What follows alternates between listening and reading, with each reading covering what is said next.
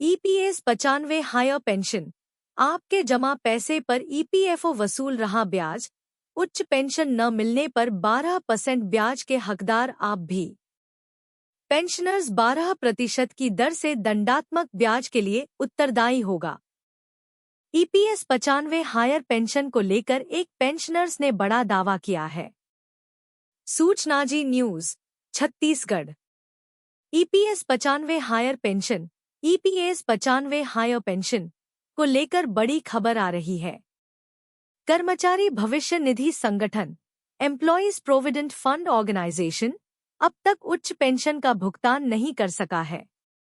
जिन्होंने demand letter के मुताबिक पैसा जमा कर दिया है, लेकिन किन्हीं कारणों से ईपीएफओ पेंशन चालू नहीं कर पा रहा है, तो आप जमा राशि पर ब्याज हासिल करने के लिए पात्र है।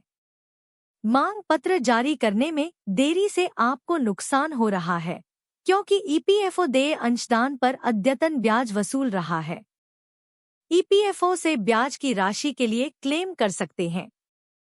ईपीएस 95 हायर पेंशन को लेकर सोशल मीडिया पर एक पोस्ट शेयर किया गया। एक पेंशनर्स ने पोस्ट में ईपीएफओ से ब्याज हासिल करने का तरीका बताया। सूचनाजी.com में आप इसकी विस्तृत रिपोर्ट पढ़ने जा रहे हैं।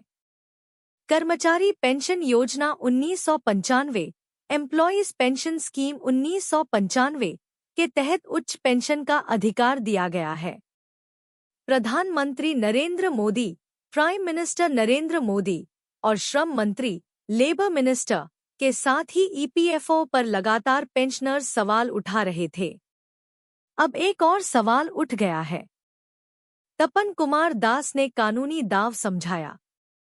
सम्मानित सभी उच्च पेंशन वाले ईपीएस 95 पेंशन भोगी, मांग पत्र जारी करने में देरी से आपको नुकसान हो रहा है, क्योंकि ईपीएफओ देय अंशदान पर अद्यतन ब्याज वसूल रहा है।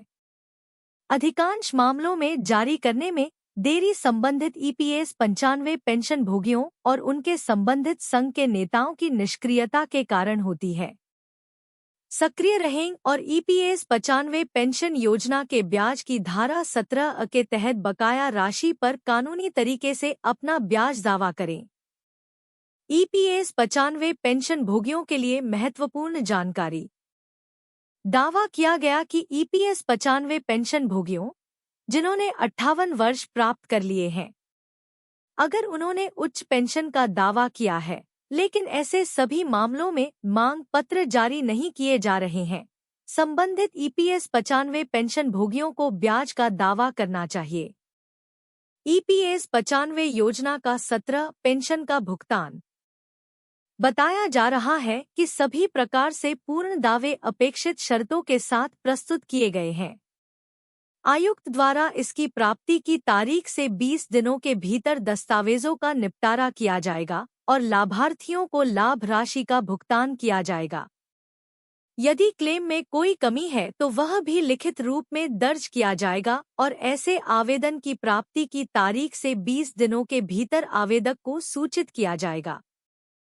12% की दर से दंडात्मक ब्याज।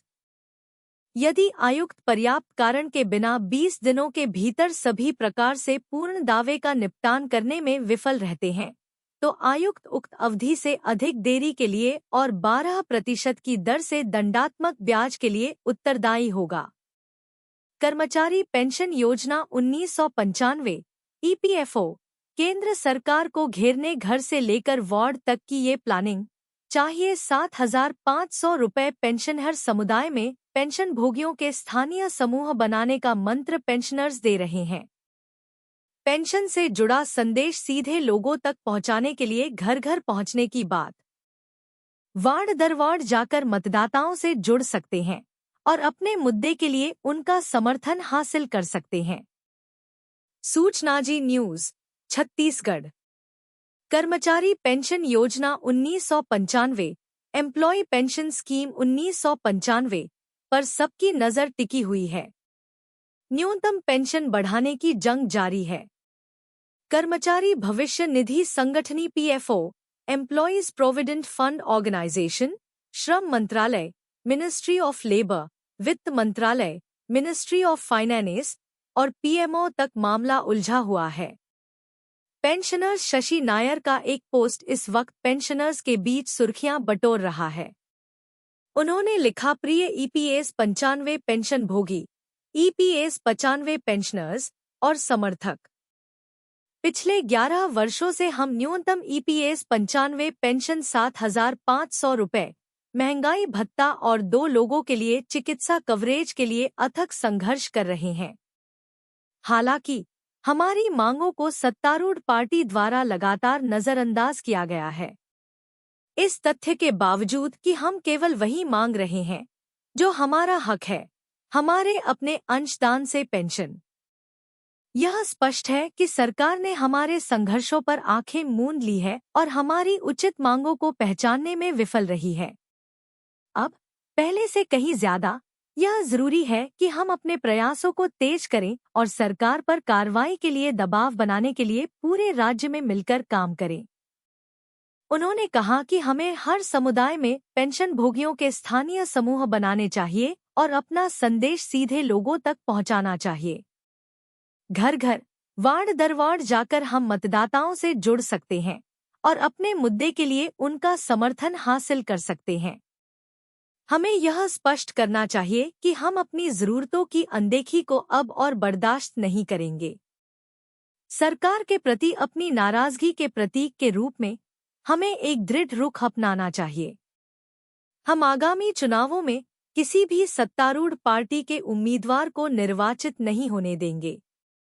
हमारी आवाज सुनी जाएगी और हमारे वोट सभी के लिए एक न्यायपूर्ण और निष्पक्ष पेंशन प्रणाली को सुरक्षित करने के हमारे दृढ़ संकल्प को दर्शाएंगे। यह हमारी लड़ाई में एक महत्वपूर्ण क्षण है। आइए हम एकजुट हों, लामबंद हों और सुनिश्चित करें कि हमारे प्रयासों से वह बदलाव आए जिसकी हमें बहुत जरूरत है। एकजुटता में ईपीएस 95 मिनिमम पेंशन, 7,500 रुपये पेंशन सब्सिडी, ईपीएफओ, मोदी सरकार और गुस्साए पेंशनर साहब के पेंशन योग्य वेतन का 1.16% और जहां लागू हो वहां न्यूनतम 1,000 रुपये की पेंशन के भुगतान के लिए सब्सिडी, यानी सालाना 900+ करोड़ रुपए। सूचन जी न्यूज, छत्तीसगढ़।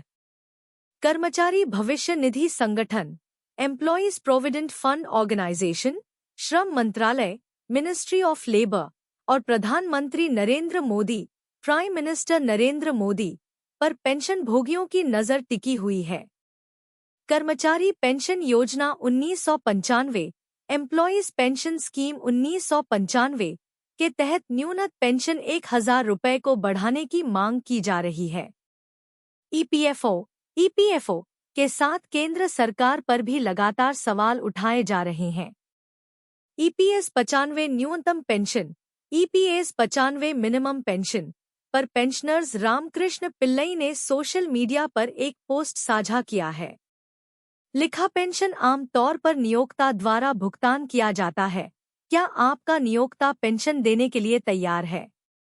क्या आपके नियोक्ता के पास आपको पेंशन देने की वित्तीय क्षमता है? कुछ नियोक्ता आज अस्तित्व में नहीं है। सरकार को निजी क्षेत्र के कर्मचारियों को पेंशन क्यों देनी चाहिए? उन्होंने सरकार को कोई सेवा नहीं दी है। फिर भी सरकार पेंशन फंड में योगदान दे रही है और 1 सितंबर 2014 से केवल 1,000 रुपये प्रति माह की न्यूनतम पेंशन दे रही है।